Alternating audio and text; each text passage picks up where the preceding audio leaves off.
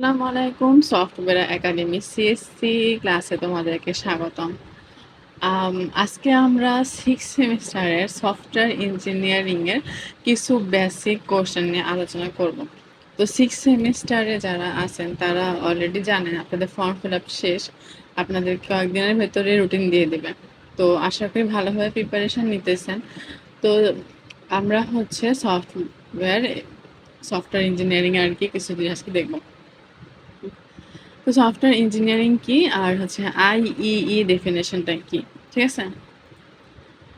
তো software engineering কি আর হচ্ছে আইইই ডেফিনেশনটা কি বলে।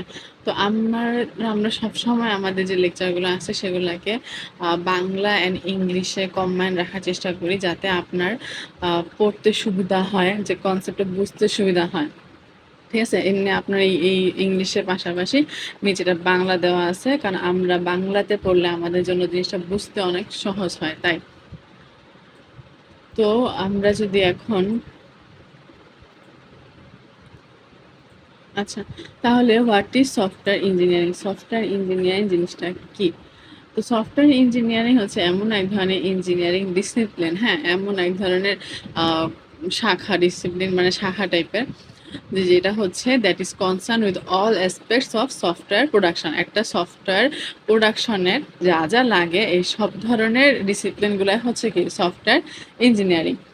From the early stage of system application, আর একদম প্রাথমিক অবস্থা থেকে একটা ওয়েবসাইট যখন আমাদের, সরি, একটা সফটওয়্যার যখন আমরা প্রথমবার বানাই, প্রাথমিক স্টেজ থেকে যা যা দরকার to maintain the system, after it has gone to use. একটা ইউজার যখন ব্যবহার করবে, ব্যবহার করার পরে এটা যে সংরক্ষণটা আছে, রক্ষণাবেক্ষণটা আছে, এটাও মানে শুরু থেকে একটা একটা সিস্টেম শুরু থেকে আর্লি স্টেজ থেকে আমরা যখন এটাকে ব্যবহার করব, তার রক্ষণাবেক্ষণ মানে শুরু থেকে ব্যবহার করা পর্যন্ত, শুরু করা, বানানো, রেডি করা, টেস্ট করা, ব্যবহার করা, শুরু থেকে শেষ পর্যন্ত যা যা দরকার হয় একটা সফটওয়্যারে, তাই সবই হচ্ছে কি সফটওয়্যার ইঞ্জিনিয়ারিং।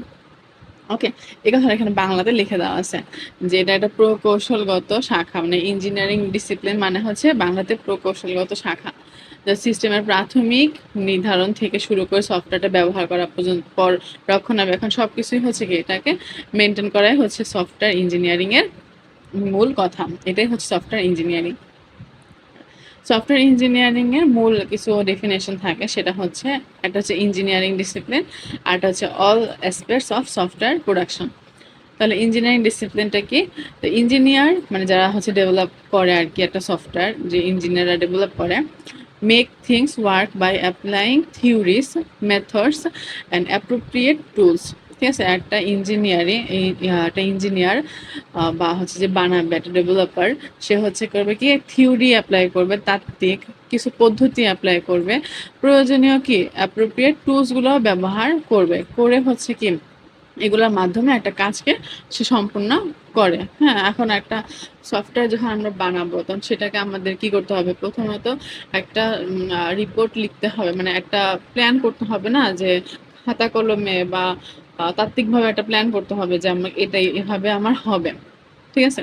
তো ওই যে প্ল্যান করা থেকে শুরু করে, থিওরিক্যালি থেকে শুরু করে যা যা লাগে, ল্যাঙ্গুয়েজ বা যা যা ধরনের উপকরণ আর কি, হ্যাঁ, টুলস যা যা লাগে, সব কিছু অ্যাপ্লাই করাটাই হচ্ছে আপনার ইঞ্জিনিয়ারিং ডিসিপ্লিন, যা ইঞ্জিনিয়াররা করে।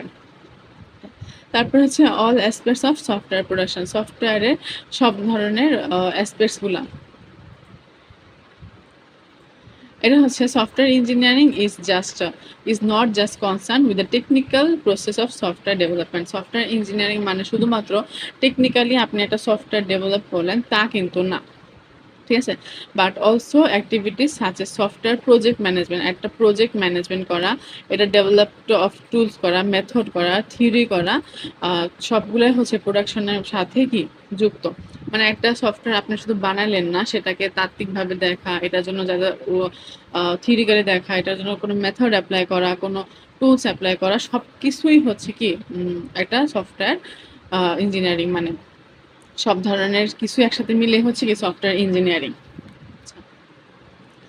তো এখন ব্যাপারটা হচ্ছে যারা মোটামুটি সফটওয়্যার নিয়ে কাজ করতেছেন এখনই, তারা জিনিসটা আরো ভালোভাবে বুঝতে পারবেন। যখন আমরা একটা ওয়েবসাইটের কথা যদি বলি, আমরা যখন একটা ওয়েবসাইট বানাই তখন আমরা প্রথমে প্ল্যান করি, হ্যাঁ, তারপরে কি করি, ল্যাঙ্গুয়েজ প্ল্যান করার পর আমরা ল্যাঙ্গুয়েজ ঠিক করি, ঠিক আছে? তারপর আমাদের যত ধরনের সিনট্যাক্স দরকার, অ্যালগরিদম দরকার, তারপরে হচ্ছে কি আইডিয়া দরকার, সবকিছু আমরা ওই টুলসগুলো ধরে ধরে কাজ করা শুরু করি, ঠিক আছে? তাহলে এই যে প্ল্যান করা থেকে টুলস ধরা, মেথড সিলেক্ট করা, এভরিথিং সবকিছু মিলাইয়া হচ্ছে কি আমাদের সফটওয়্যার ইঞ্জিনিয়ারিং। তাহলে এইটাই হচ্ছে সফটওয়্যার ইঞ্জিনিয়ারিং। আশা করি সবার এই জিনিসটা ক্লিয়ার। তাহলে এখন পরবর্তী কোশ্চেন হচ্ছে write down the আইইই definition of software engineering. তাহলে স্ট্যান্ডার্ড সফটওয়্যার ইঞ্জিনিয়ারিং এর ডেফিনেশনটা কি? সেটা হচ্ছে the application of systematic discipline quantifiable approach to the development, operation and maintenance of software, that is the application of engineering of software। মানে হচ্ছে একটা software তৈরি করা, পরিচালনা করা,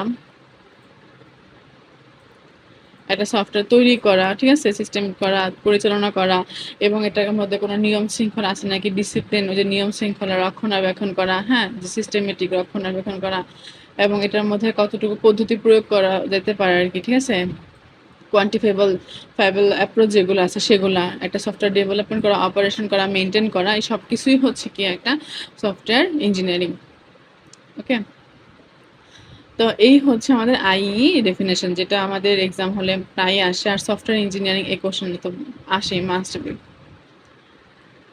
তারপর হচ্ছে অ্যাট্রিবিউট অফ কোয়ালিটি সফটওয়্যার অথবা গুড সফটওয়্যার প্রোডাক্টের কী কী ধরনের অ্যাট্রিবিউট থাকা দরকার। আচ্ছা, ক্লাসে যাওয়ার আগে একটা কথা বলে নেই, সেটা হচ্ছে আমাদের কিন্তু আপনারা অলরেডি জানেন অনেকেই যে আমাদের ইতিমধ্যে প্রত্যেক সেমিস্টারের আমাদের যে একাডেমিক সেকশন আছে সফটওয়্যার একাডেমি সিএসসি হাব, সেই হাবে অলরেডি প্রত্যেক সেমিস্টারেরই বিভিন্ন ধরনের নোট, সাজেশন অর ক্লাস এগুলা কিন্তু কন্টিনিউয়াসলি আমাদের পেজে, আমাদের গ্রুপে আপলোড হয়। তো আপনাদেরও ইনশাল্লাহ কিছুদিনের ভেতরে সাজেশন অর নোট এটা আপনারা আমাদের গ্রুপে পেয়ে যাবেন, তো আমাদের গ্রুপে আপনারা ফলো করতে পারেন। আর হচ্ছে এছাড়া কোনো ধরনের পেড রিসোর্স বা কোনো ধরনের পেড সাজেশন অর পেড ক্লাসের জন্য আপনারা হচ্ছে আমাদের নক দিতে পারেন, এটা আমাদের পেজে অ্যাভেলেবেল আছে। আচ্ছা, এরপর হচ্ছে অ্যাট্রিবিউট অফ কোয়ালিটি সফটওয়্যার অথবা গুড সফটওয়্যার প্রোডাক্টের মধ্যে প্রোডাক্টটা কি একটা সফটওয়্যার, কীভাবে আমরা বলতে পারবো যে এটা একটা গুড সফটওয়্যার। তো good software should deliver the requirement functionality, একটা হচ্ছে কি ভালো সফটওয়্যারের ব্যবহার যে করবে, হ্যাঁ, পারফরমেন্স টু দ্য ইউজার, একটা ইউজার যে ব্যবহার করবে, হ্যাঁ, তার জন্য যে রিকোয়ারমেন্টগুলো আছে সেই রিকোয়ারমেন্টগুলো তাকে ফুলফিল করতে হবে। সাপোজ একটা মেডিকেল ওয়েবসাইটের কথা যদি আমরা বলি, তাহলে মেডিকেল ওয়েবসাইটটা কারা ইউজ করবে? যারা পেশেন্ট অ্যান্ড ডক্টর, আর যারা হচ্ছে সিস্টেমের ভিতরে আছে, মানে হসপিটালে যারা কাজ করে তারা। তাহলে আমাকে সিস্টেমটা এভাবে বানাতে হবে যাতে যে কোনো পেশেন্ট, হ্যাঁ, হোক সে এডুকেটেড অর শিক্ষিত অথবা অশিক্ষিত, বা যে কেউ হোক, পেশেন্ট তো যে কেউ হতে পারে, তাহলে যে কোনো পেশেন্ট যাতে আমার সিস্টেমটাকে সে ইজিলি ব্যবহার করতে পারে। ওকে, তাহলে আমাকে এমনভাবে একটা সফটওয়্যার বানাতে হবে যাতে হচ্ছে আমার ব্যবহারকারীর রিকোয়ারমেন্টগুলোর সাথে সে ফুলফিল করতে পারে। And should be maintainable, dependable and usable. আর অবশ্যই আমার সিস্টেমটা এভাবে বানাতে হবে যাতে পরবর্তীতে আমার কোনো চেঞ্জেস লাগলে আমি ইজিলি করতে পারি, হ্যাঁ, এটাকে রক্ষণাবেক্ষণ করতে পারি, দীর্ঘ সময় পর্যন্ত এটা আমাকে সাপোর্ট দিতে পারে, এবং ইউজেবল, ব্যবহার যাতে করতে পারে সবাই। তাহলে সেই হিসাবগুলো বিবেচনা করে হচ্ছে একটা ভালো সফটওয়্যার হয়। তাহলে কিছু ধরনের অ্যাট্রিবিউট আছে, একটা হচ্ছে মেনটেনেবিলিটি থাকতে হবে, ডিপেন্ডেবিলিটি এবং হচ্ছে সিকিউরিটি থাকতে হবে, এফিসিয়েন্সি থাকতে হবে, অ্যাকসেপ্টেবিলিটি থাকতে হবে। তাহলে মেনটেনেবিলিটি জিনিসটা কি? একটা সফটওয়্যার যখন আমরা তৈরি করব, হ্যাঁ, এমনভাবে তৈরি করব যাতে এটা গ্রাহক বা যে কাস্টমার যে থাকে, যে ইউজার যে থাকে, তার যে চাহিদাগুলো আছে সেগুলো সে ফিলফিল করতে পারে। এখন এরকম যে meet the changings needed of the customer. এখন মনে করেন আপনি একটা ওয়েবসাইট আপনার প্রথমবার বানাইলেন, হ্যাঁ, প্রথমবার আপনি প্রথম স্টেজে একটা ওয়েবসাইট বানাইলেন, কাস্টমারের কাছে ডেলিভারি দিলেন, কারণ কাস্টমার হচ্ছে খুবই ভালোভাবে আপনার এটা কাজ করতেছে। এখন 6 মাস পর আপডেট আসলো, তখন আপনি আপডেট করতে যাবেন, যাওয়ার পর দেখলেন যে আপনি সিস্টেমটা এইভাবে বানাইছেন যে আপনি যখন আপডেট করতে যান তাহলে আপনার পুরো সিস্টেমটা বাদ, আপনাকে নতুন করে আবার বিল্ড করতে হবে। তাহলে কি আপনার এটা গুড সফটওয়্যার হইলো? তাহলে তো এটা গুড সফটওয়্যার হইলো না। আমার যদি বারবার নতুন করে বানানোই লাগে তাহলে আমাকে কি, না এটা ডেভেলপারের জন্য সুবিধা হইলো, না এটা কাস্টমারদের জন্য সুবিধা হইলো। কারণ যে পেশেন্ট থাকবে বা যে কাস্টমার থাকবে সে হচ্ছে কি একটা জিনিসে অভ্যস্ত হয়ে থাকবে। তা আপনি যখন ফুল নতুন করে বিল্ড করবেন তখন আপনার অনেক কিছু চেঞ্জ হবে, অনেক ফাংশনালিটি চেঞ্জ হবে। তো সেটা আপনার জন্য অনেক, মানে ডেভেলপার যে থাকে তার জন্য অনেক কষ্টদায়ক, আর যে ইউজার থাকে তার জন্য অনেক কষ্টদায়ক। তাহলে আপনাকে অবশ্যই রাখতে হবে যাতে চেঞ্জিং যে প্রয়োজনীয়গুলো আছে, আপডেটের যে প্রয়োজনীয়গুলো আছে, সেগুলো ইজিলি একটা সফটওয়্যার কী করতে পারে, মেনটেন করতে পারে। ওকে। এখন হচ্ছে আপনার এমন যদি হয় যে রিকোয়ারমেন্ট গুলা হচ্ছে বিজনেসের হতে পারে, এখন বিজনেসের পরিবর্তন হতে পারে, ব্যবসার পরিবর্তন হতে পারে। শুধুমাত্র হসপিটালের কথা না, একটা বিজনেসের কথা চিন্তা করেন আপনি। মনে করেন ই-কমার্স বিজনেস। ই-কমার্স বিজনেস আজকে একরকম ধরনের ওয়েবসাইট হয়, ২ বছর পর অন্যরকম ওয়েবসাইট হতেই পারে। অন্যরকম সফটওয়্যার হতেই পারে। তাহলে এই যে চেঞ্জেস গুলা হয় সেগুলো যাতে একটা হচ্ছে সফটওয়্যার ম্যানেজ করতে পারে, তাহলে সেটাই হচ্ছে কি একটা গুড সফটওয়্যার। তারপর হচ্ছে ডিপেন্ডেবিলিটি অ্যান্ড হচ্ছে security. Software dependability includes a range of characteristics including reliability, security and safety. Dependability হ্যাঁ মানে নির্ভরযোগ্যতা যেটা, সেটা আসলে একটা জিনিসের উপর নির্ভর করে না। একটা সফটওয়্যার অনেক কিছুর উপরই সফটওয়্যারটা কি নির্ভরযোগ্য কিনা তা চেক করে। এর মধ্যে একটা হচ্ছে আপনার রিলায়েবিলিটি, সিকিউরিটি অ্যান্ড সেফটি। তো রিলায়েবিলিটি হচ্ছে আপনার স্থিতিশীলতা, মানে আমার এই সফটওয়্যারটা কতদিন পর্যন্ত আমাকে সাপোর্ট দিতে পারবে।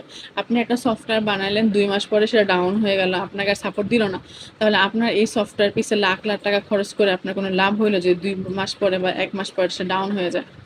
তাহলে সেই ক্ষেত্রে আমাদের স্থিতিশীলতাকে, রিলায়েবিলিটিটাকে দেখতে হবে। সিকিউরিটিটা হচ্ছে মাস্ট। কারণ একটা সফটওয়্যার আপনি বানালেন, সেখানে আপনি পর্যাপ্ত পরিমাণে সিকিউরিটি দিলেন না। ঠিক আছে? আপনি এমনভাবে এটা বানালেন যে এটা আপনার ইজিলি হ্যাক হয়ে যেতে পারে। হ্যাঁ, ইজিলি এটা হ্যাক হতে পারে। তাহলে যেটা ইজিলি হ্যাক হতে পারে সেটা যদি আপনি বানান, তাহলে সেই সফটওয়্যার কি বেশিদিন টিকবে? আপনার ইউজার থাকলো ১,০০০ মানুষ। আপনি এমনভাবে বানাইলেন, এটা ১ মাস পর হ্যাক হয়ে গেল। আপনার প্রত্যেকটা ১,০০০ মানুষের ডাটা হ্যাকার কাছে চলে গেল। তাহলে আপনার এই সিস্টেমের উপর মানুষ কি ট্রাস্ট করবে? এই সিস্টেম কি মানুষ ইউজ করবে? করবে না। তাহলে আপনাকে অবশ্যই সিকিউরিটিটা দেখতে হবে। এরপর হচ্ছে সেফটি। হ্যাঁ, মানে সুরক্ষা, একটা ইউজার যে আসলো সে এটার ভেতরে কতটুকু সেফ। আপনি এমন একটা সফটওয়্যার বানালেন, হ্যাঁ, যেখানে আপনি একটা থার্ড পার্টি লিঙ্ক ইন্টিগ্রেট করে দিলেন। যেকোনো একটা লিঙ্ক ইন্টিগ্রেট করলেন এবং সেই লিঙ্কটা হচ্ছে আপনার ইউজার যেটা হচ্ছে এখানে আপনার অ্যাকাউন্ট খুঁজছে, সেই লিঙ্কের কারণে আপনার ইউজারের যে ডাটাগুলো আছে, হ্যাঁ, ব্রাউজিং ডাটা অথবা লগইন ডাটা, সেগুলা চুরি হচ্ছে। সেগুলো ওই কোম্পানি নিতেছে, ওই কোম্পানির কাছে আপনি বিক্রি করতেছেন। যেকোনো কিছু হয়, প্রায় এটা হয় যে ইউজার ডাটা এক কোম্পানি থেকে আরেক কোম্পানির কাছে বিক্রি করে দেওয়া হয়। তাহলে এই যে বিক্রি করে দেওয়ার ব্যাপারগুলা বা এই যে লিক করার ব্যাপারগুলা, সেগুলো একটা ইউজারের জন্য সেফ না। তাহলে একটা সফটওয়্যার বা একটা ওয়েবসাইট আপনার ইউজারের জন্য কতটুকু সেফ, সেটা কিন্তু মাস্ট বি দেখতে হবে। যদি এই ৩টা জিনিস ঠিক থাকে, তাহলে আমরা বলতে পারি যে আমাদের ওয়েবসাইটটা হচ্ছে কি ডিপেন্ডেবিলিটি এবং এটা একটা গুড সফটওয়্যার বা এটা গুড ওয়েবসাইট। ওকে। এরপর হচ্ছে এফিসিয়েন্সি। এফিসিয়েন্সি হচ্ছে কি আপনার সফটওয়্যারটা এমনভাবে হতে হবে যাতে এটা মানে খুব ভালোভাবে কাজ করতে পারে। Software should not make wasteful use of system resources. এটা যাতে এমনভাবে না বানানো হয় যাতে এটা বানাইতে গেলে আপনার মেমোরি অনেক খরচ হচ্ছে, রান করলে বা আপনার চালাইলে আপনার মেমোরি অনেক খরচ হচ্ছে, প্রসেসরের উপর চাপ পড়তেছে, প্রসেসরের লাইফ টাইম নষ্ট হচ্ছে। ঠিক আছে? মেমোরি ইউটিলাইজেশন নষ্ট হচ্ছে, অনেক সময় লাগতেছে। তাহলে কিন্তু আপনার যে যদি আপনার সিস্টেম বানানোর পরে আপনার মেমোরিতে সমস্যা হয়, হ্যাঁ, আপনার মেমোরি যেখানে লাগার কথা ২, সেখানে আপনি মেমোরি লাগাচ্ছেন হচ্ছে ১৬, তাহলে অবশ্যই মেমোরির উপর চাপ পড়তেছে। আপনার প্রসেসরের উপর চাপ পড়তেছে, আপনার RAM রোমের উপর চাপ পড়ছে। তাহলে অবশ্যই কি এটা একটা ভালো সফটওয়্যার না। তাহলে ভালো সফটওয়্যার হচ্ছে ওইগুলাই যেগুলো আপনাকে পারফেক্টলি আপনার ডিভাইসে কোনো প্রকার ক্ষতি ছাড়া আপনার এটাকে রান করতে পারবেন। এরপর হচ্ছে অ্যাকসেপ্টেবিলিটি, মানে এমন একটা সফটওয়্যার যেটা হচ্ছে কি আমাদের যে ইউজার থাকবে সে সব ধরনের ইউজার যাতে এটাকে অ্যাকসেপ্ট করতে পারে। Must be accepted by all type of user which is designed. এখন মনে করেন আপনি একটা মেডিকেলের ওয়েবসাইট বানাইছেন। হ্যাঁ, এখন মেডিকেলের ওয়েবসাইটে কি শুধুমাত্র পেশেন্ট থাকে? না। একটা মেডিকেলের ওয়েবসাইটে ডাক্তার থাকে, একটা মেডিকেলের ওয়েবসাইটে ওই হসপিটালের লোকেরা থাকে, তারপর হচ্ছে অ্যাডমিন প্যানেল থাকে, তারপর হচ্ছে সিইও প্যানেল থাকে, তারপর হচ্ছে ম্যানেজমেন্ট প্যানেল থাকে, HR প্যানেল থাকে। একটা হসপিটালে তো অনেক মানুষই থাকে, কাজ করে না? তারপর হচ্ছে ল্যাবের একটা প্যানেল থাকে, রিপোর্টের একটা প্যানেল থাকে। তো এত প্যানেল থাকলে, এত জিনিস থাকলে অবশ্যই আপনাকে এমনভাবে বানাতে হবে জিনিসটা, এমনভাবে ডিজাইন করতে হবে আপনাকে জিনিসটা। হ্যাঁ, এই যে ডিজাইন করতে হবে এমনভাবে যাতে আপনার যে যার জন্য দরকার সেটা, হোক সেটা পেশেন্টের জন্য, হোক সেটা অ্যাডমিনের জন্য, হোক সেটা ডাক্তারের জন্য, যার জন্য যে প্যানেলটা দরকার সেই প্যানেলটা যাতে সে ব্যবহার করতে পারে। ঠিক আছে? সব ধরনের ব্যবহারকারী যাতে সফটওয়্যারটা ব্যবহার করতে পারে। এটা যাতে আন্ডারস্ট্যান্ডেবল হয়, মানে সহজে বুঝতে পারে এমন হয়। এরপর হচ্ছে ইউজেবল হয়, যাতে ব্যবহার করতে পারে সবাই। এরপর হচ্ছে কি অন্যান্য যাতে সবাই, যারা আছে সিস্টেমে, সবাই যাতে এটাকে ব্যবহার করতে পারে, তাহলে আপনি বলতে পারবেন যে আপনার সফটওয়্যারটা কি একটা গুড সফটওয়্যার। এরপরে এটা ছিল আপনাদের গুড সফটওয়্যার কোয়ালিটিগুলা, বা কোয়ালিটি সফটওয়্যারের যে গুণগুলো সেগুলো। এরপর হচ্ছে ইনক্রিমেন্টাল সফটওয়্যার প্রসেস মডেল। এখন একটা ইনক্রিমেন্টাল সফটওয়্যারগুলো কি থাকে, ডায়াগ্রাম সহ। তো ডায়াগ্রাম সহ এখানে দেওয়া আছে যে এটা হচ্ছে ইটারেশন 1 এর ডায়াগ্রাম, এটা হচ্ছে ইটারেশন 2, এটা হচ্ছে ফাইনাল ইটারেশন। আচ্ছা, তাহলে ইনক্রিমেন্টাল সফটওয়্যার প্রসেস মডেলগুলো কি আসলে? তো এটা হচ্ছে এমন ধরনের একটা ইটারেটিভ ইনক্রিমেন্টাল মডেল। এটা হচ্ছে এমন এক ধরনের মডেল যেগুলো হচ্ছে partial implementation of a total system is constructed. একটা পুরা সিস্টেমের আংশিক একটা রূপ তৈরি করার জন্য, মানে আমি একটা পুরো সিস্টেম তৈরি করব, পরে আগে আমি হচ্ছে একটা পার্শিয়াল পার্ট তৈরি করতেছি, একটা পার্শিয়াল ইমপ্লিমেন্টেড করতেছি, অল্প অর্ধেকটা একটা রূপ, অর্ধেকটা পার্ট আমি করতেছি, যেটা আমি ইউজারকে দিব, ইউজারটা ব্যবহার করবে। ব্যবহার করার পর যদি বলে যে ঠিক আছে, তারপরে আমরা হচ্ছে নতুন ফিচারগুলো, বাকি ফিচারগুলো অ্যাড করে তারপরে ইউজারকে আবার দিব, আবার সেই ইউজার চেক করবে, চেক করে আবার হচ্ছে ইউজার আমাদেরকে আপডেট দিবে, তারপরে আবার বাকি পার্টগুলো করব, করে হচ্ছে আমরা ইউজারকে আবার দিব, তাহলে ইউজার আবার আপডেট করবে। এভাবে হচ্ছে আমরা একটা একটা করে পার্ট করব, মানে পার্শিয়াল হচ্ছে একটা একটা করে পার্ট করব, প্রত্যেকটা পার্ট করে করে ইউজারকে পাঠাবো, ইউজার আমাদের আপডেট দিলে তারপর হচ্ছে আমরা ফাইনালি দিয়ে দিব আর কি। ঠিক আছে? এতে সুবিধাটা কি হয়, সম্পূর্ণ প্রজেক্ট ডেভেলপ শেষ হওয়ার পরে, মানে এমন অনেক আছে যে আমরা ফুল একটা প্রজেক্ট ডেভেলপ করে ফেলছি, এখন করে ফেলার পরে ইউজার বললো যে না, আপনি সেকেন্ড স্টেপে এইটা হয় না, এটা আমাকে এভাবে দেন। ঠিক আছে, তাহলে আপনাকে কি করতে হবে, ওই ব্যাক অনেক কিছু চেক করে এসে 2 নাম্বার স্টেপে আপনাকে আপনার প্রজেক্টটার জিনিসটা সলভ করে দিতে হবে। এটা একটা ঝামেলা।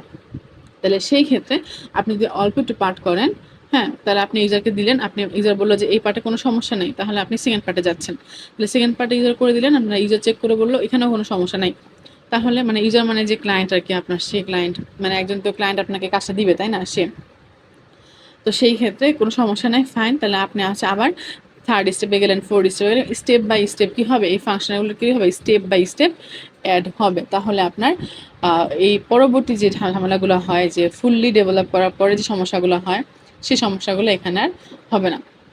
ওকে, এই ক্ষেত্রে ইটারেশন অনেক ধরনের হয়। আপনি মনে করেন প্রথমবার ইটারেশন করলেন, সফটওয়্যার রিকোয়ারমেন্ট প্রথমবার স্টেপের রিকোয়ারমেন্ট ফিল আপ করলেন, অ্যানালাইজ করলেন, ডিজাইন করলেন, কোড করলেন, সফটওয়্যার প্রোডাক্টও রেডি করে দিলেন। রেডি করার পর আপনার হচ্ছে কি, আপনার ইউজারকে দেখালেন, ইউজার বললো ওকে, তাহলে আপনি হয়ে গেলে ইটারেশন 2 চলে গেলেন। ইটারেশন 2 এর রিকোয়ারমেন্ট কি, মনে করেন আপনার ইটারেশন 1, মানে প্রথমে আপনি একটা ওয়েবসাইট বানাবেন, তাহলে সেটার রিকোয়ারমেন্ট ছিল যে আপনার পাসওয়ার্ড ঠিক থাকতে হবে। ঠিক আছে, পাসওয়ার্ড পাসওয়ার্ড দিতে হবে।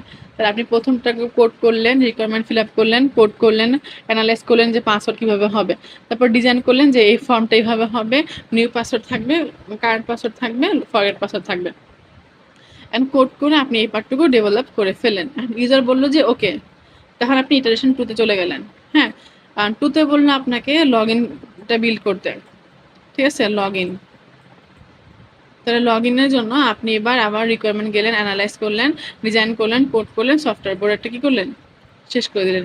এভাবে ইটারেশন 3 করলেন, 4 করলেন, 5 করলেন, তারপর আলটিমেটলি যে ফাইনাল ইটারেশনের সময় আপনি আপনার ফুল রিকোয়ারমেন্ট চেক করলেন, অ্যানালাইজ করলেন, কোড করলেন, ডিজাইন করলেন, সফটওয়্যার কি প্রোডাক্ট করে দিয়ে ফাইনাল করে দিলেন। তাহলে এই হচ্ছে আমাদের ইনক্রিমেন্টাল সফটওয়্যার প্রসেস মডেল। আচ্ছা, তো ইনক্রিমেন্টাল সফটওয়্যার প্রসেস মডেলের সুবিধাটা কি?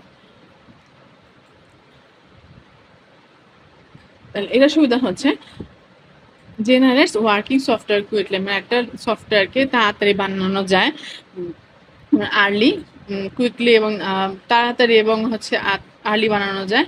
সফটওয়্যারে পুরো সাইকেলে যতটুকু সময় লাগে তার থেকে সফটওয়্যারটাকে আরও সহজে বানানো যায়। মোর ফ্লেক্সিবল হয়, লেস কস্টলি হয় to change scope and requirement. আপনার হচ্ছে কি অনেক নমনীয় হয়, অনেক সমস্যা হয় না, কারণ হচ্ছে কি আপনার কাজের যে কস্টলিটা একটু কম হয়, কিন্তু যদি আপনাকে বারবার চেঞ্জ করতে হয় তাহলে এটা একটা সমস্যা। আপনার হচ্ছে কি মোটামুটি খরচটা কম, আপনার যেহেতু বারবার চেঞ্জ করা লাগতেছে না, ওই যে আপনি প্রথমবারই তো ইউজারকে দেখায় ফেলতে পারতেছেন, তাহলে কি হয়, less costly. Easier to test. যদি ছোট ছোট পার্ট করে আপনি দিচ্ছেন তাহলে কি হবে, টেস্ট করা অনেক সহজ, কোনো বাগ করলে এটা ডিবাগ করা অনেক সহজ, ঠিক আছে।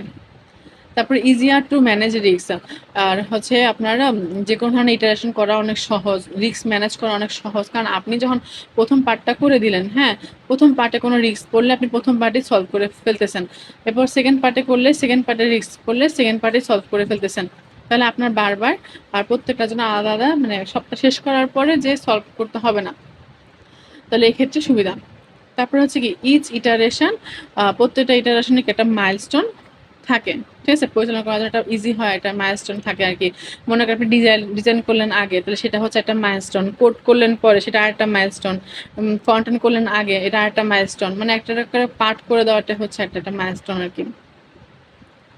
আচ্ছা, এরপরে হচ্ছে অ্যাডভান্টেজ করলাম, এবার ডিসঅ্যাডভান্টেজেসগুলো হচ্ছে each phase of an iteration is readied and does not overlap each other। সমস্যা হচ্ছে যেহেতু আমাদের ইটারেশন ধাপগুলো ফিক্সড থাকে, যে প্রথম স্টেপ আমাকে এটাই করতে হবে, সেকেন্ড স্টেপ আমাকে ওটাই করতে হবে, এই জন্য এটা হচ্ছে ফিক্সড অ্যান্ড এবং একটা একসাথে ওভারল্যাপ করে না। প্রবলেমস মে অ্যারাইজ, সেজন্য তখনই আসতে পারে to system architecture because not all requirements are gather up front for the entire software life circle. তো সিস্টেম আর্কিটেকচার তৈরিতে সমস্যা হতে পারে, কারণ হচ্ছে কি আমরা পুরো সফটওয়্যারটা প্রথমে বিল্ড করি না, এখানে কিন্তু পুরো সফটওয়্যারটা প্রথমে বিল্ড করা হয় না, প্রথমে একটা পার্ট, তারপর আরেকটা পার্ট, তারপর আরেকটা পার্ট, তারপর আরেকটা পার্ট আকারে করা হয়। যেহেতু পুরো সফটওয়্যারটা একসাথে বিল্ড হয় না, তাহলে আর্কিটেকচারটা কি একটু অন্যরকম হতে পারে, ঠিক আছে, আর্কিটেকচারের সমস্যা হতে পারে। এরপরে হচ্ছে র্যাপিড অ্যাপ্লিকেশন ডেভেলপমেন্ট মডেল। তো এটাও একটা ডেভেলপমেন্ট মডেলের মতনই, ওটা ইমপ্লিমেন্টেশনের ধারে কাছে টাইপেরই, কিন্তু হালকা পাতলা একটু চেঞ্জেস আছে এটার মধ্যে। তো র্যাড জিনিসটা কি, র্যাডের ফুল ফর্ম হচ্ছে র্যাপিড অ্যাপ্লিকেশন ডেভেলপমেন্ট। তো র্যাড হচ্ছে একটা এমন এক ধরনের মডেল বেস, এটা prototyping and iterative development with no specific detail planning involve. এটা হচ্ছে এমন এক ধরনের সফটওয়্যারের এমন এক ধরনের ডেভেলপমেন্ট টাইপ, যেটা হচ্ছে প্রোটোটাইপ ডেভেলপ করে। আচ্ছা, প্রোটোটাইপ জিনিসটা কি বলতে পারেন, কাইন্ড অফ ডেমো। হ্যাঁ, আপনি একটা ওয়েবসাইট বানাবেন, বানানোর আগে হ্যাঁ জাস্ট আপনার ক্লায়েন্টকে দেখানোর জন্য কোনো প্ল্যান ছাড়া আমরা দেখাই না যে এই আপনার ওয়েবসাইটে এমন হবে, একটা ডেমো দেখাই না আমরা, তাহলে সেই ডেমোটা দেখানোর জন্যই হচ্ছে কি আমাদের র্যাড করা হয়, এটাকে বলা হয় প্রোটোটাইপিং। মূলত এটা এমন এক ধরনের মডেল যেটা প্রোটোটাইপ তৈরি করে, ডেমো তৈরি করে একটা সিস্টেমের, কোনো স্পেসিফিক ডিটেলস ছাড়াই, এটা কোনো প্ল্যানিং ছাড়াই একটা ডেমো তৈরি করে দেয়। মনে করেন আপনার ক্লায়েন্ট আপনার কাছে ই কমার্সের সফটওয়্যার চাইছে, ঠিক আছে, তাহলে আপনি নর্মালি তার প্ল্যান না শুনে আপনি হচ্ছে নর্মাল ই কমার্স যেভাবে হয়, হ্যাঁ, সেভাবে আপনি একটা ডেমো তাকে, প্রোটোটাইপ তাকে তৈরি করে দিলেন, সেটাই হচ্ছে কি রেড। তাহলে এটার ক্ষেত্রে আপনার হয় কি,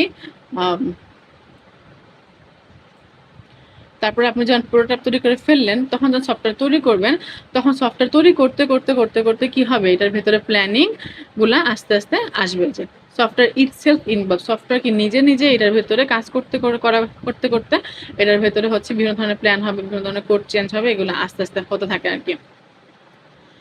ওকে, এটা র্যাপিড যেটা করে সেটা হচ্ছে ফোকাস করে গ্যাদারিং কাস্টমার, এটা কাস্টমার ডাটা সংরক্ষণ করা, কাস্টমার রিকোয়ারমেন্ট ওয়ার্কশপগুলা, ফোকাস গ্রুপগুলা, আর্লি টেস্টিংগুলা, এগুলার প্রোটোটাইপ তৈরি করে, ঠিক আছে। একটা মডেলের একটা কাস্টমারের রিকোয়ারমেন্ট গ্যাদার করা, তারপরে হচ্ছে তার ওই রিলেটেড গ্রুপগুলো কালেক্ট করা, এই ধরনের প্রোটোটাইপগুলা, এই ধরনের ডেমোগুলা সে হচ্ছে তৈরি করে। এর আবার ধাপগুলা কি, এটাও ধাপগুলো অনেকগুলো, যেহেতু এই ধাপটা এমন যে একবার প্ল্যান করে, আবার প্ল্যান করতে করতে করতে প্ল্যান করার পর তৈরি করলো প্রোটোটাইপ, তারপরে কি করবে কাজ করতে করতে সে হচ্ছে যেহেতু প্ল্যানিং করে, তাহলে ধাপ অনেকগুলো হবে এখানে। তাহলে প্রোটোটাইপ একে সে করলো কি বিজনেস মডেল তৈরি করে, যে প্রোটোটাইপ ডাটা মডেল তৈরি করলো, প্রসেস করলো, অ্যাপ্লিকেশন জেনারেশন করলো এবং টেস্টিং অ্যান্ড টার্ন ওভার করলো। এখানে কিন্তু কোনো কোডিং নাই, এখানে আপনার পুরোটাই হচ্ছে টাইপের ডেমো টাইপের। তো এরপর আবার প্রোটোটাইপ, আবার দ্বিতীয় টাইপে কি করলো, সে আবার হচ্ছে ডাটা মডেল করলো, বিজনেস মডেল করলো, টেস্টিং করলো, আবার প্রোটোটাইপ থ্রিতেও হচ্ছে কি করলো, সে হচ্ছে মডেল করলো, টেস্টিং করলো, প্রসেস করলো, এরকম এভাবে করতে করতে করতে করতে আলটিমেটলি লাস্টে হচ্ছে কি সে তার যে ফাইনাল অ্যাপ্লিকেশন সফটওয়্যারটা থাকে সেগুলো সে বিল্ড করে দিল। ওকে, তাহলে কি ফিচারটা কি এটা? এটা সাধারণত মূলত বিজনেসে এবং ডাটা মডেলিং এর জন্য বেশি ব্যবহার করা হয়। বিজনেস এবং ডাটা মডেলিং গুলো এরকম যে অনেক অনেক তথ্য থাকে না? ডাটা মডেলিং কি থাকে? অনেক ইনফরমেশন থাকে। তাহলে অনেক ইনফরমেশনের ফ্লো এবং বিজনেসের রিকোয়ারমেন্ট গুলো এনালাইজ করার জন্য মূলত এই টাইপটা ব্যবহার করা হয়। অ্যান্ড প্রোটোটাইপিং, এটার মধ্যে ডেমোস অথবা প্রোটোটাইপস এর জন্য এগুলো ক্রিয়েট করা হয়, হ্যাঁ, কাস্টমারের ফিডব্যাক পাওয়ার জন্য। কম্পোনেন্ট রিউজ, যেহেতু এটা প্রোটোটাইপ, কোনো কোড নাই, তো সেই ক্ষেত্রে বা কোড থাকলেও খুবই কম, তো সেই ক্ষেত্রে কি এক্সিস্টিং কোড যদি থাকে তাহলে সেগুলো দিয়ে কি বারবার করে ব্যবহার করা যায়। র্যাপিড ডেলিভারি, যেহেতু এটা পুরোটা এটা প্রোটো ডেমো, তাহলে এটা কি হয়, তাড়াতাড়ি ডেলিভারি করা যায়। এরপরে হচ্ছে আমাদের professional and ethical responsibility of a software engineer. এখন একটা সফটওয়্যার যখন একটা ডেভেলপার বানায় তাহলে তার কিছু রেসপন্সিবিলিটি থাকে। রেসপন্সিবিলিটি দুই ধরনের হয়, একটা হচ্ছে প্রফেশনাল আর একটা হচ্ছে ইথিক্যাল রেসপন্সিবিলিটি। তো এই রেসপন্সিবিলিটিগুলো কি? আচ্ছা, আরেকটা কথা যে বলে থাকি, আমরা যে কোশ্চেনগুলো পড়তেছি সেই কোশ্চেনগুলো কিন্তু বিগত বছরে আসা কোশ্চেন। হ্যাঁ, তাহলে এই কোশ্চেনগুলো কিন্তু খুবই ইম্পর্টেন্ট, আপনাদের এক্সামের জন্য কিন্তু এই কোশ্চেনগুলো খুবই ইম্পর্টেন্ট। তাহলে একটা সফটওয়্যার ইঞ্জিনিয়ারের প্রফেশনাল অ্যান্ড ইথিক্যাল রেসপন্সিবিলিটিগুলো কি থাকতে পারে? একটা professional ethical responsibility of a software engineer, এটা শুধুমাত্র এরকম না যে তার টেকনিক্যাল নলেজগুলোর মধ্যে আছে, হ্যাঁ, সে কোড করে দিলে এটা তার দায়িত্ব শেষ, এটা কিন্তু না। Is beyond, go beyond purely technical skill. তার এই রেসপন্সিবিলিটিগুলো কিন্তু শুধুমাত্র টেকনিক্যাল স্কিলের মধ্যে সীমাবদ্ধ থাকে না। Engineer must behave as an honest and ethical responsibility way. একটা ইঞ্জিনিয়ারকে অবশ্যই সততা এবং ইথিক্যালভাবে কাজ করতে হবে। তো যা যা ইনক্লুড তা হচ্ছে confidentiality, competence, intellectual property, computer misuse and code of ethical practice. তো কনফিডেন্সিয়ালিটি কি? মানে হচ্ছে এখন আমরা একটা ওয়েবসাইট বানাচ্ছি, হ্যাঁ, এখন ওইটা ওয়েবসাইটে অনেক ধরনের গোপন তথ্য থাকে। হ্যাঁ, একটা ইউজারের লগ ইন সিস্টেম থাকতে পারে, একটা ক্লায়েন্টের গোপন কোনো কনফিডেন্সিয়াল তথ্য থাকতে পারে এটাতে। তাহলে আমার একটা ডেভেলপার যে থাকবে তাকে হচ্ছে কি, সে চুক্তি হোক, অনেক অনেক অনেক ক্লায়েন্টগুলো আছে, অনেক সফটওয়্যার ডেভেলপার টিম আছে যারা হচ্ছে চুক্তি করে কাজ করে, ঠিক আছে, যে আপনি আমার কোনো তথ্য বাইরে লিক করতে পারবেন না। তাহলে ওই চুক্তি হোক অথবা না হোক, একটা কনফিডেন্সিয়ালি হোক, মানে চুক্তি হোক বা না হোক, একটা ইঞ্জিনিয়ারের উচিত ক্লায়েন্টের যে কনফিডেন্সিয়াল গুলো আছে সেগুলো সে লুকায় রাখা, তার গোপন রাখা। কম্পিটেন্সিস গুলা কি? প্রকৌশলী, মানে সরি, ইঞ্জিনিয়ার যদি এমন হয় যে কোনো নিজের যে স্কিল গুলো আছে, তার সে কোনোভাবে মিস ইউজ করতে পারবে না। এখন মনে করেন একটা ইঞ্জিনিয়ার যে বানায়, তার কাছে সফটওয়্যার বানানোর যেমন ওয়ে আছে, তার কাছে সফটওয়্যার হ্যাক করারও কিন্তু ওয়ে আছে। তাহলে সে এমন কোনো কাজ করবে না যাতে তার সিস্টেমটা তৈরি করে কারো কোনো ক্ষতি হোক, কারো কোনো হ্যাকিং এর শিকার হোক। তারপর হচ্ছে ইন্টেলেকচুয়াল প্রপার্টি রাইটস। তারপরে engineer should be aware of law governing the use of intellectual property such as patent, copyright etcetera. এখন একটা ইঞ্জিনিয়ারকে অবশ্যই একটা সিস্টেম বানাতে গেলে তাকে যে ল আছে, গভর্নমেন্টের যে কিছু নিয়ম আছে, অনেক আইন আছে, সেই আইনগুলো ফলো করতে হবে। বিশেষ করে কপিরাইটের যে আইনগুলো থাকে সেগুলোকে সে ভালোভাবে তার ফলো রাখতে হবে, যাতে তার কারণে সফটওয়্যারটা কপিরাইট না খায়। Okay, computer misuse. তারপর হচ্ছে software engineering should not use their technical skill to misuse others people computer. একটা কম্পিউটার সফটওয়্যার ডেভেলপার যে আছে তাকে কোনোভাবেই তার ওর টেকনিক্যাল টিমের, হ্যাঁ, একটা সফটওয়্যার টিমে অনেক মানুষ থাকতে পারে, তাহলে তাকে কোনোভাবেই তার টিমের অন্য কারো কম্পিউটারে মিস ইউজ করা যাবে না। বিশেষ করে গেম খেলে ভাইরাস এনে কোনোভাবেই কিন্তু তার অন্য কোনো কম্পিউটারে না, তার নিজের কোনো কম্পিউটারে না, অন্য কারো কম্পিউটারে মিস ইউজ করা যাবে না। কারণ একটা যখন অফিসের মধ্যে 100টা কম্পিউটার থাকে, তখন আপনি একটার মধ্যে গেম খেললেন, তখন ডাটা শেয়ারিং এর কোনো কারণ হইলে তখন কিন্তু একটা ভাইরাস থেকে ওই একটা গেম ডাউনলোড করলেন, ভাইরাস ঢুকে গেল, তাহলে এটার কারণে বাকিগুলোতে ভাইরাস যেতে পারে, ঠিক আছে।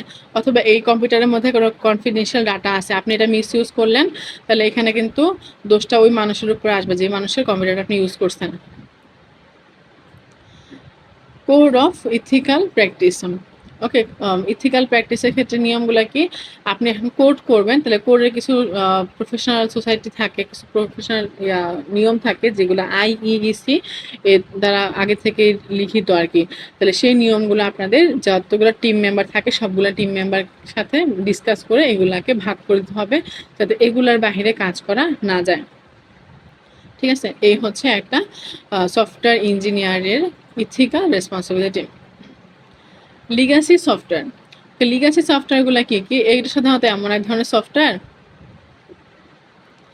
যেগুলা আপনার আগে যেগুলো হার্ডওয়্যার বেস ছিল এখন সেগুলোকে সফটওয়্যার বেস করা হয়েছে আর কি। এমন জিনিসগুলো হচ্ছে লিগ্যাসি সফটওয়্যার।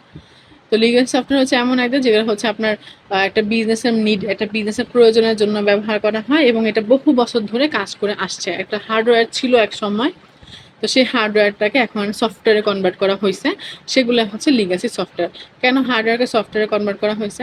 কারণ হার্ডওয়্যারগুলো শর্টার হয়, হার্ডওয়্যারগুলো কদিন পর নষ্ট হয়ে যায়, সফটওয়্যার সহজে নষ্ট হয় না। ঠিক আছে? এবং এটা মেনটেন করা সহজ, এই জন্য এগুলো হচ্ছে লিগ্যাসি সফটওয়্যার। তারপরে হচ্ছে CMM, ক্যাপাবিলিটি ম্যাচুরিটি মডেল। তাহলে CMM হচ্ছে আপনার এমন একটা জিনিস, এমন একটা মডেল, সফটওয়্যার ইঞ্জিনিয়ারিং ইনস্টিটিউট যেটা আছে SEI, এর মতে CMM হচ্ছে একটা ধাপ। ঠিক আছে? CMM specifies an increasing series of level of a software development organization. একটা সফটওয়্যার ডেভেলপমেন্ট কোম্পানির যে প্রাথমিক ধাপগুলো থাকে, লেভেলগুলো থাকে, সেইগুলাই হচ্ছে সেই লেভেলগুলাকে মূলত CMM বলা হয়। এখন একটা যত বেশি হায়ার লেভেল হবে সফটওয়্যার তত ভালো ডেভেলপড হবে। আমরা যে লেভেলগুলো একটু দেখি তাহলে বুঝতে পারবেন। লেভেল 1 যদি বলি, ইনিশিয়াল স্টেজ। ইনিশিয়াল স্টেজ মানে হচ্ছে একটা সফটওয়্যারের প্রথম স্টেজ। অবশ্যই সেই স্টেজটা কি হবে? সেই স্টেজে গোছানো থাকবে না, সেখানে কোড থাকবে, ভালো ভালো কোড থাকবে না, বাগ থাকবে, নিয়ম ভালোভাবে হবে না, বিশৃঙ্খল হবে, এলোমেলো কোড থাকবে। ঠিক আছে? তারপরে হচ্ছে এরকম থাকবে আর কি। এটা হচ্ছে ইনিশিয়াল স্টেজ। তারপর হচ্ছে রিপিটেবিলিটি স্টেজ। এখানে কি হবে? বেসিক প্রজেক্টগুলো তৈরি হবে, বেসিক স্ট্রাকচারটা রেডি হবে। এরপর ডিফাইন স্টেজ। এখানে হবে কি? সফটওয়্যার প্রসেসড হবে, স্ট্যান্ডার্ড নিয়ম হবে, ডকুমেন্টেড হবে, ম্যানেজ হবে। তারপরে হচ্ছে 4 ম্যানেজ। ম্যানেজ হচ্ছে কি? ডিটেলস যে মেট্রিক্স দরকার, ডিটেলস যে গাণিতিক নিয়মগুলো দরকার, সব কিছু এখানে অ্যাপ্লাই করে সব শেষ করা হবে। তারপর অপটিমাইজ করা। এরপর ফাইনালি যে কোড দিয়ে সেটাকে ফুল অপটিমাইজ করা হবে, ফিডব্যাক নিয়ে রেডি করে দেওয়া হবে ডেভেলপমেন্টের জন্য। তাহলে CMM মডেল হচ্ছে 5টা। একটা হচ্ছে ইনিশিয়াল, একটা হচ্ছে রিপিটেবল, একটা হচ্ছে ডিফাইন, একটা হচ্ছে ম্যানেজ, একটা হচ্ছে অপটিমাইজ। তাহলে CMM এর কথা হচ্ছে একটা সফটওয়্যার যত হায়ার লেভেল হবে তত কি হবে? সফটওয়্যারটা ভালোভাবে বিল্ড হবে। তো যখন 1 থেকে 2 এ যাবে তখন কি হবে? সফটওয়্যারটা একটু একটু একটু ভালোভাবে বিল্ড হবে। যখন 2 থেকে 3 এ তখন কি হবে? আরো ভালো হবে। 3 থেকে 4 এ আরো ভালো হবে। 4 থেকে 5 এ কি হবে? একেবারে হাই লেভেলের একটা সফটওয়্যার বিল্ড হয়ে আসবে।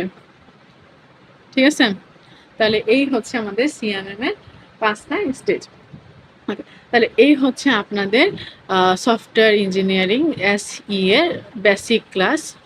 ফার্স্ট চ্যাপ্টারের উপর ছিল। ইনশাল্লাহ আমরা হচ্ছে খুব তাড়াতাড়ি অন্য সাবজেক্টগুলোরও ভিডিও একটা একটা করে আসবে। আমাদের পেজে দেখতে পারেন অথবা আমাদের ইউটিউবে দেখতে পারেন, যে কোনো জায়গায় পেয়ে যাবেন। ওকে, অথবা হচ্ছে আপনাদের কোনো ধরনের সাপোর্ট লাগলে আপনারা হচ্ছে আমাদেরকে নক দিতে পারেন। এছাড়া আমাদের 6 সেমিস্টারের পেইড ব্যাচও আছে। আপনারা চাইলে আপনাদের যে কোনো টপিক রিলেটেড কোশ্চেন করতে পারেন, অথবা আপনাদের কোনো সাবজেক্টে সমস্যা হলে আমাদের বলতে পারেন। আমাদের পেইড ব্যাচ আছে, সেখানে আপনারা জয়েন হতে পারেন। তাহলে এতটুকু পর্যন্ত। ভালো থাকেন, সুস্থ থাকেন। আবার কোনো একটা ক্লাসে আবার দেখা হবে ইনশাল্লাহ।